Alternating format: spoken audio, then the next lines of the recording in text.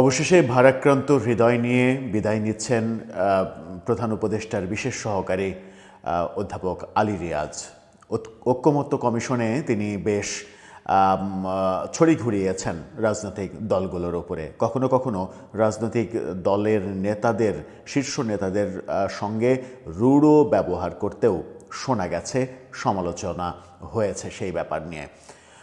নির্বাচনের ফলাফল যখন বিএনপির দিকে গেল, বিএনপি 2/3 আসনেরও বেশি পেয়ে সরকার গঠন করতে যাচ্ছে, সেই সময়ে সর্বশেষ সংবাদ সম্মেলন করলেন এবং সেখানে ভারাক্রান্ত হৃদয়ে বিদায় নিলেন, চাইলেন ক্ষমা চাইলেন কেন? প্রফেসর আলী রিয়াজ ক্ষমা চাওয়ার মতো কি এমন কাজ করেছেন? গণভোট নিয়ে অনেক কথা বললেন। মূল যে জাতীয় নির্বাচন, সেটার চাইতে গণভোটে বেশি ভোট পড়েছে, সেই অবাস্তব অবান্তর কথা বললেন। বিএনপির চাওয়া, বর্তমানে বিএনপি বিজয়ী হয়ে বিএনপি কি চাইছে জুলাই সনদ বাস্তবায়নের ক্ষেত্রে, বিএনপি একমত কি একমত না, সেই ব্যাপারে একটা চাঞ্চল্যকর কথা বলেছেন। সব মিলিয়ে ডক্টর আলী রিয়াজ এখনও আশায় বুক বেঁধে আছেন যে 180 দিনের যে সংবিধান সংস্কার পরিষদ, গণপরিষদ, সেই পরিষদ গঠন হবে, 6 মাস সেই পরিষদ কাজ করবে, জুলাই সনদ বাস্তবায়ন করবে, নোট অফ ডিসেন্টগুলো কোনো ধরনের কোনো কাজে লাগবে না। এই ব্যাপারগুলো বোধহয় এখনও তিনি আশা করছেন। কিন্তু আশা করার পরেও আজকে 14ই ফেব্রুয়ারি ভালোবাসা দিবসে, বিশ্ব ভালোবাসা দিবসের প্রাক্কালে তিনি সবার কাছে ক্ষমা চাইলেন। ভালোবাসা দিবসেতে মানুষ ভালোবাসা প্রত্যাশা করে, প্রেম প্রার্থনা করে, কিন্তু তিনি ক্ষমা চাইলেন কেন? আর কি বললেন আলী রিয়াজ? আলী রিয়াজের যে স্বপ্ন, সেই স্বপ্ন কি অধরাই থেকে যাচ্ছে? অতঃপর মলিন বদনে তাকে ফিরে যেতে হচ্ছে। কিন্তু ফিরে যখন যাচ্ছেন, তখন অনেকেই প্রশ্ন করেছেন, গণভোট নিয়ে এত সরব থাকা আলী রিয়াজ নিজে কি গণভোটে অংশ নিয়েছেন? নিজে কি ভোটটা দিয়েছেন? কিংবা তিনি কি বাংলাদেশের ভোটার? এই আলোচনা চতুর্দিকে চলছে। চলুন একটু আলোচনা করে বোঝার চেষ্টা করি বিএনপি সম্পর্কে কি বোমা ফাটানো তথ্য দিলেন আলী রিয়াজ এবং এখনও তিনি কি স্বপ্নের মধ্যে আছেন। থাকবেন পলিটিক্স টিভির নিয়মিত আয়োজনে।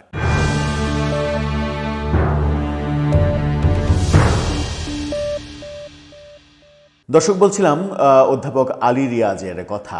আলী রিয়াজ ক্ষমা চেয়েছেন এবং এই ক্ষমা চাওয়ার ব্যাপারটা, তথ্যটা নিশ্চিত করছে দৈনিক কালের কণ্ঠ। কালের কণ্ঠের এই ফটোকার্ডটা দেখে নিন। সেখানে বলা হচ্ছে, ক্ষমা চেয়ে বিদায় নিলেন ঐক্যমত্য কমিশনের আলী রিয়াজ। কালের কণ্ঠ যখন এই তথ্য দিচ্ছে, তখন মজার আর একটা তথ্য দিচ্ছে দৈনিক বণিক বার্তা। বণিক বার্তা যে যে গণভোট নিয়ে এত বেশি উচ্চাসা অধ্যাপক আলী রিয়াজের, সেই গণভোট নিয়ে চাঞ্চল্যকর একটা ব্যাপার, যদিও ব্যাপারটা সত্য, সেই ব্যাপার সরকারের ঘোষণার পরিপ্রেক্ষিতেই কি হলো সেটা তারা বলছে, সেটা দেখে নিন। বলছে, না ভোট ও ভোটদানে বিরত থেকেছে মোট ভোটারের 62.36%।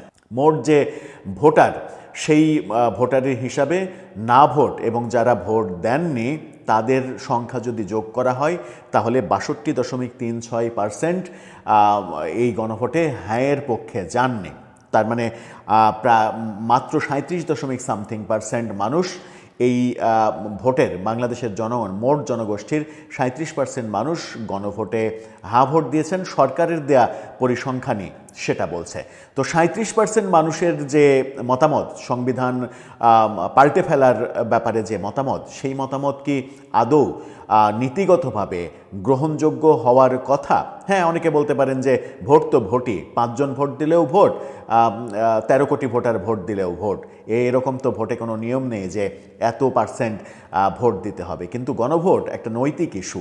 গণভোট প্রতিটি জনগণের অংশগ্রহণের একটা ব্যাপার। এই ব্যাপারগুলো বণিক বার্তা যখন তুলে আনছে, তখন আলী রিয়াজ যেটা বলছেন সেটা হচ্ছে যে গণভোট হচ্ছে মূল যে ভোট তার জাতীয় নির্বাচন তার চাইতে 1% বেশি গণভোটে ভোট পড়েছে।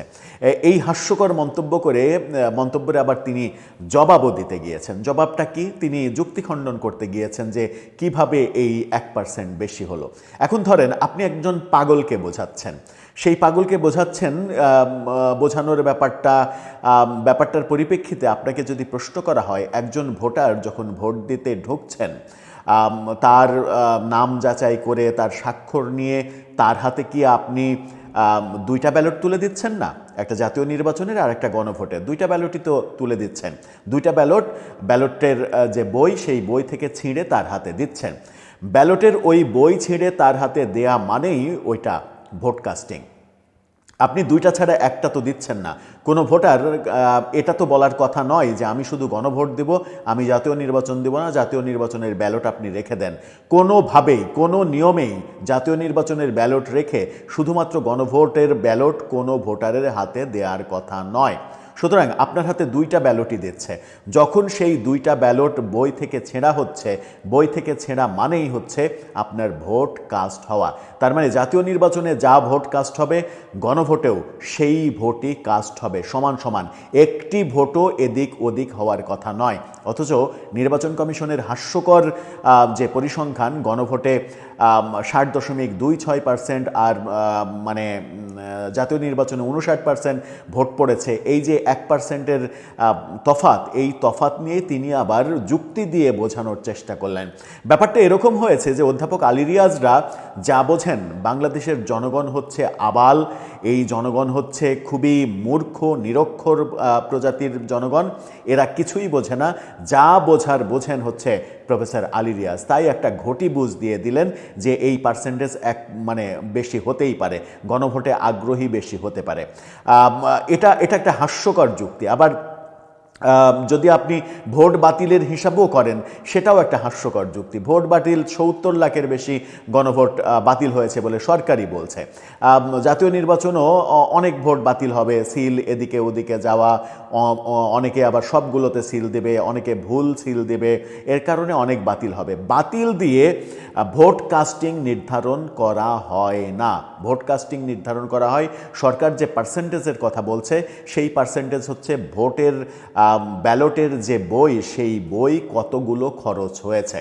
সুতরাং জাতীয় নির্বাচনে যে ব্যালটের বই খরচ হবে, গণভোটেও সেই একই পরিমাণ বই খরচ হবে, একটিও কম বেশি হওয়ার কথা নয়। কিন্তু নির্বাচন কমিশন এবং অধ্যাপক আলী রিয়াজরা মানুষকে বোঝানোর চেষ্টা করছেন গণভোটে মানুষের আগ্রহ বেশি, এই কারণে 1% বেশি মানুষ গণভোট দিয়েছেন। কি হাস্যকর ব্যাপার। আবার নিউজ 24 বলছে আলী রিয়াজকে নিয়ে যে, তাদের শিরোনামটা দেখে নিন, তারা বলছে নির্বাচিত সংসদ সদস্যরা 2 বিষয়ে শপথ নেবেন। আলী রিয়াজ, নির্বাচিত সংসদ সদস্যরা 2 বিষয়ে শপথ নেবেন। কিন্তু এটা আবার তিনি এটা বলছেন না যে এখন সেটা হবে, নেবেন। তিনি বলছেন যে জুলাই জাতীয় সনদ যেটা চূড়ান্ত হয়েছে, সেই চূড়ান্ত জাতীয় সনদে সেটা লেখা আছে যে নির্বাচিত সাংসদরা 2 বিষয়ে শপথ নেবেন। এখন আরেকটা হাস্যকর কথা বলি। হাস্যকর কথা হচ্ছে জুলাই জাতীয় সনদ কি সংবিধান? সংবিধান না। যতক্ষণ পর্যন্ত এখানে লেখা বিষয়গুলো আপনি সংসদে পাশ করে সংবিধানে অন্তর্ভুক্ত না করছেন, ততক্ষণ পর্যন্ত জুলাই জাতীয় সনদ একেবারে ভ্যালুলেস একটা ব্যাপার, তার কোনো মূল্য নেই যতক্ষণ পর্যন্ত সংসদে পাশ না হচ্ছে। তো সংসদে পাশ না হওয়ার আগে পর্যন্ত আপনি সংবিধান বিরোধী কোনো কিছু কি সংবিধান অনুযায়ী শপথে নিয়ে যেতে পারেন? সংবিধানে কি এটা আছে যে গণপরিষদের সদস্য হিসেবে শপথ নেবে এবং সংসদ সদস্য হিসেবে শপথ নেবে একই ব্যক্তি, এবং গণপরিষদ সদস্য হিসেবে 6 মাসের জন্য শপথ নেবে? এরকম কথা কি সংবিধানে কোথাও লেখা আছে? সংবিধানে কি কোথাও লেখা আছে যে 180 দিন এই গণপরিষদ, সংবিধান সংস্কার পরিষদ এরা কাজ করবে, 180 দিনের মধ্যে জুলাই সনদ বাস্তবায়ন করবে, তারপরে এটা করবে ওটা করবে? লেখা আছে? লেখা নেই। যেমন সংবিধানে উচ্চকক্ষের কথা লেখা নেই। উচ্চকক্ষ যদি আপনাকে তৈরি করতে হয়, এই সংসদ প্রথমে 2/3 ভোটে সংবিধান সংশোধন করে সংবিধানে উচ্চকক্ষ নিয়ে আসবে, উচ্চকক্ষ নিয়ে আসার পরে তারপরে উচ্চকক্ষ 100 সদস্যের উচ্চকক্ষ গঠিত হবে। সংবিধান সংশোধনের আগে তো উচ্চকক্ষ গঠনেরও উপায় নেই। তেমনি সংবিধান সংশোধনের আগে জুলাই সনদের একটি ব্যাপারও যেটা সংবিধানে নেই সেটা মানা কিংবা সেটা বাস্তবায়ন করা কোনোভাবেই সম্ভব নয়। সুতরাং আলী রিয়াজরা যে দিবাস্বপ্ন দেখছেন সেই দিবাস্বপ্ন পূরণ হবার নয়। পূরণ যখন হবার নয় তখনও তিনি শেষ কার্যদিবসে এসেও তিনি অনেকটা বলা যায় যে মানে ভুলভালই বকছেন। এই যে ভুলভাল বকার ব্যাপারটা এই বিদায়ের দিনও যখন তিনি বিদায়বেলায় ক্ষমা চাইছেন বলে কালের কণ্ঠ বলছে, তখনও আমরা সেখান থেকে তাকে সরে আসতে দেখছি না।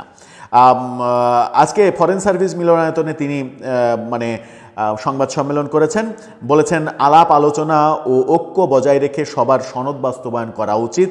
অনেকে শুধু গণভোটে ভোট দিয়েছেন বলে সংসদ নির্বাচনের চেয়ে 1 ভাগ মানে ভোট বেশি পড়েছে, এসব কথা বলেছেন। এখন আরেকটা গুরুত্বপূর্ণ তথ্যে আপনাদেরকে নিয়ে যায়। গুরুত্বপূর্ণ তথ্যটা কি?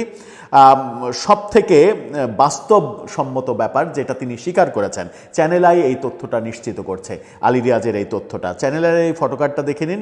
সেখানে বলা হচ্ছে বিএনপি আসনের অনুপাতে উচ্চকক্ষে আসন দিতে চায়, আর সনদে দেওয়া আছে প্রাপ্ত ভোটের অনুপাতে।